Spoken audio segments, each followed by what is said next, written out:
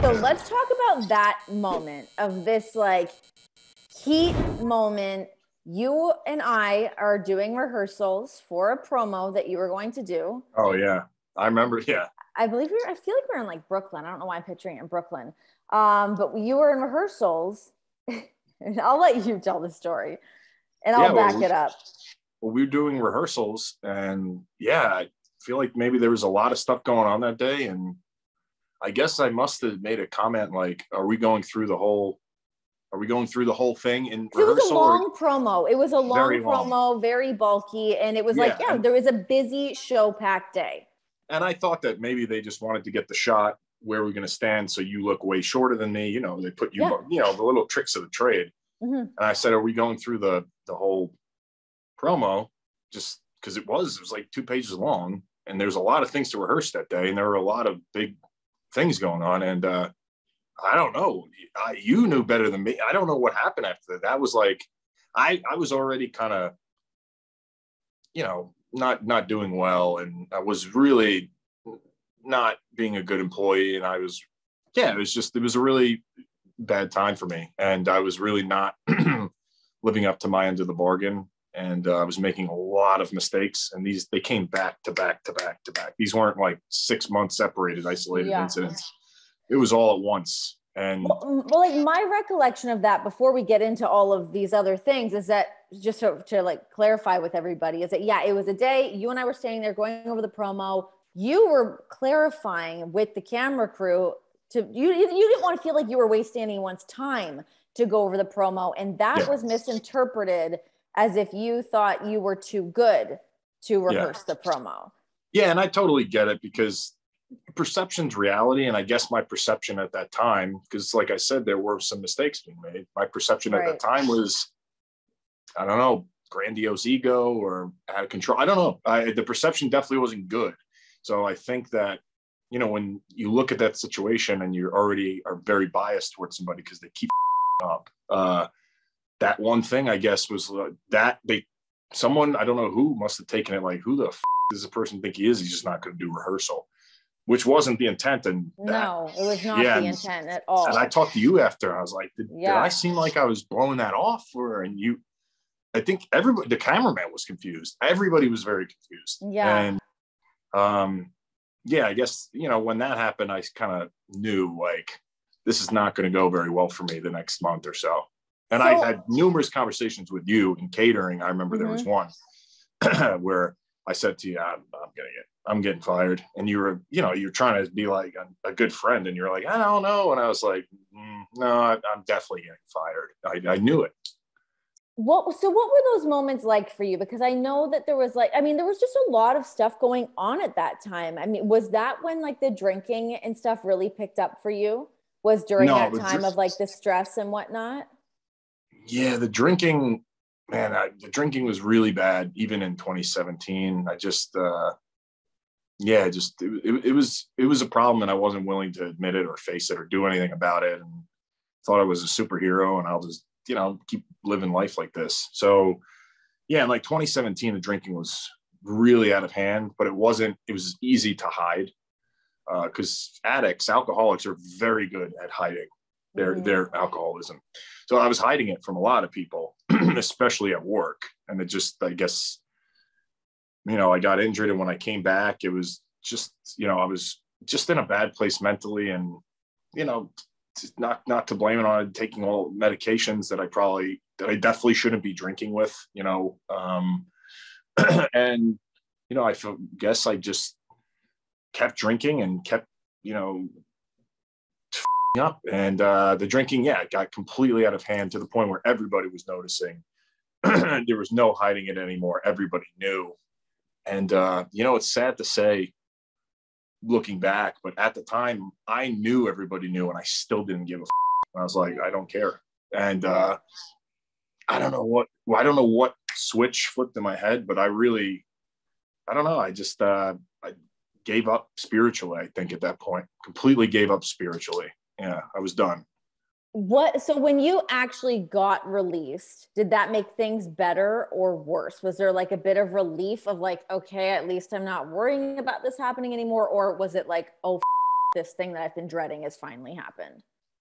Yeah, it was initially it was a small, very small relief because I had known it was coming, but that uncertainty can really eat you alive, you know, especially at night. You're trying to fall asleep. You kind of know it's coming, but you're not sure.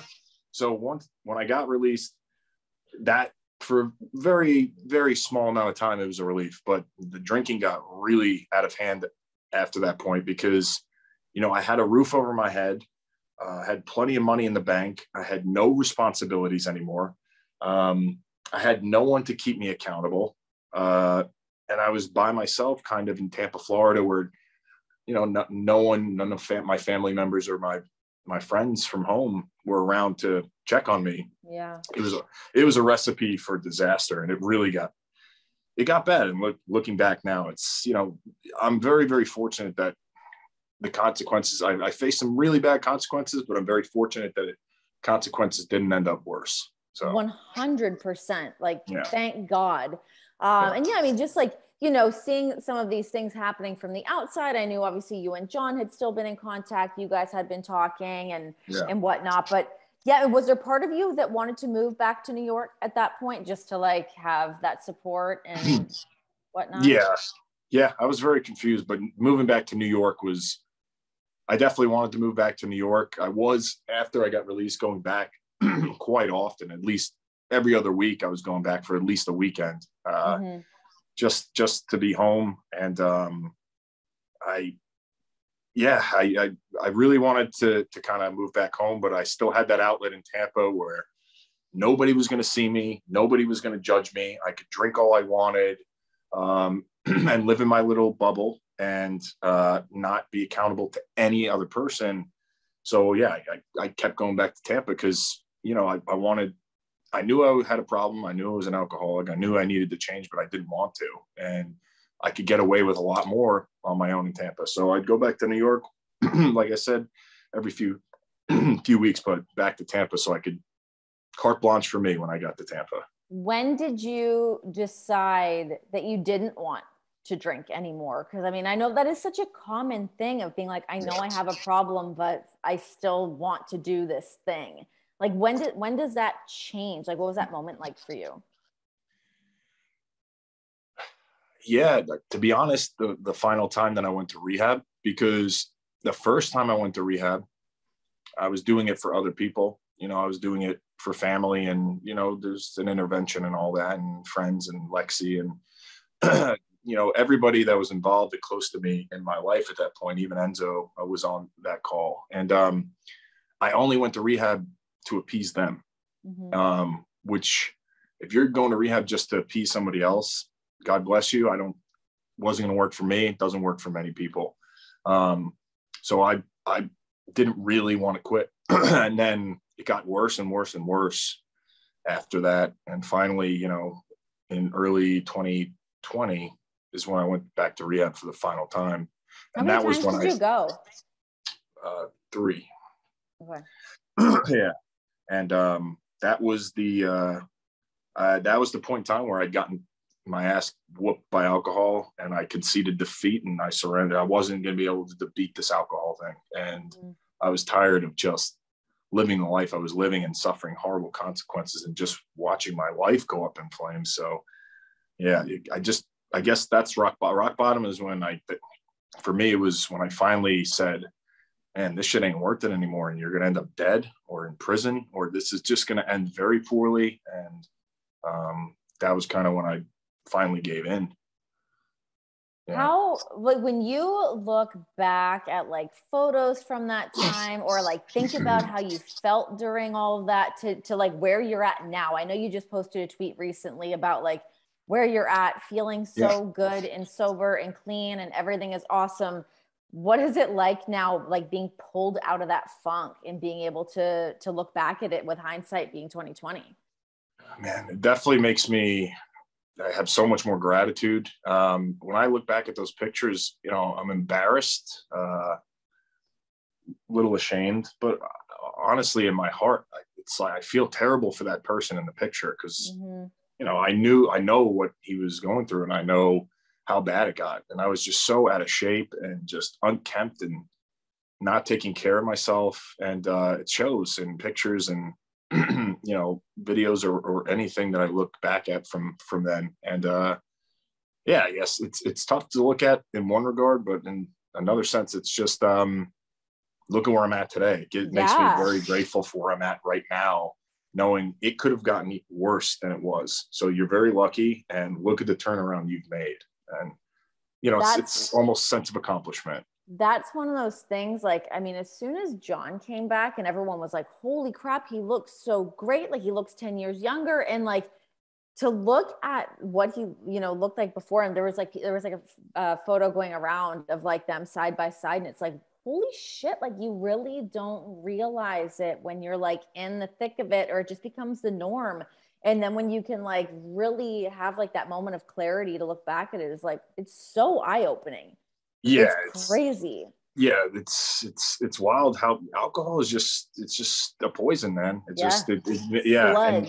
it's an very easy way for someone to get shredded if they're doing everything else. Just stop drinking alcohol. Stop drinking alcohol. Yeah, you look different, you feel different. It shows, and just there's a vibrance, I guess, to people when, you know, they get sober. It's very liberating. How long did it take for that to really set in for you? I know there's like so many different stages of like kind of going through that for you to like really be feeling like your best version of yourself. Takes a while. You know, there's something that, you know, not many people know about, but if you research it, it's out there. They, you know, post-acute withdrawal syndromes, they call it PAWS, PAWS. And at the 30, 60, 90 day and the 6 month mark, you get withdrawal symptoms. And I never knew that before. And usually that's a key for someone to relapse. So I think after a year, I guess, you feel like you've gotten over hump. You always know that it's behind you, and you have to work actively to keep that shit behind you. But yeah, those I guess probably after that first year, that's when it kind of settled in, like, okay, I can live my life like this forever. Like I can do this. Yeah.